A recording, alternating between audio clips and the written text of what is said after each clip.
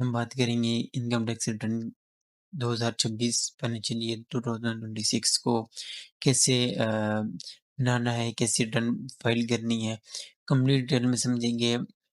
इसके अंदर क्लिक कर देना है तो मेरे पास अमाउंट टू सब्जेक्ट उसके ऊपर आ जाएगा। अगर आपने सैलरी के अलावा कोई आपकी और इनकम है, यानी कि इनकम फ्रॉम प्रॉपर्टी है, तो उसमें आपने ये करना है कि इनकम फ्रॉम प्रॉपर्टी के अंदर आपने सबसे पहले ये डिटेल्स लिखनी है। इस डिटेल्स के अंदर आपका जो है ना कितना रेंट रिसीव हुआ है या रिसीवेबल है, वो आपने लिखना है, ठीक है। उसके बाद और में लिख देना है, यानी कि अगर आप एग्रीकल्चर इनकम से इस तरीके से आप रेंट ले रहे हैं, तो अपने सेकंड कॉलम के अंदर लिख देना।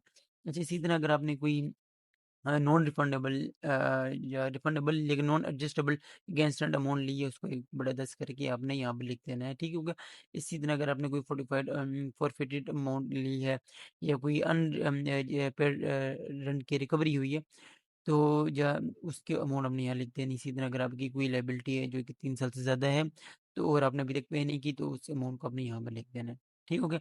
इसकी डिडक्शंस भी अलग होती है। डिडक्शंस में आपका रेंट का 1/5 रेंट आपको रिपेयर्स में अलाउ होता है, वो आपने यहाँ पर लिख देना है। उसके अलावा अगर आपने कोई इंश्योरेंस एक्सपेंस किया है, कोई आपने लोकल रेट या टैक्सेस वगैरह दिए हैं, कोई ग्राउंड रेंट वगैरह दिया है, ये सारे एक्सपेंसेस जो कि प्रॉपर्टी से रिलेट करें, वो आपने यहाँ पर लिख देने हैं, ठीक हो गया।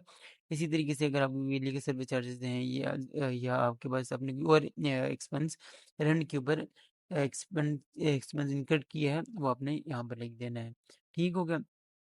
इसके बाद हम लोग इसको कैलकुलेट करेंगे और आगे चलेंगे। अब इन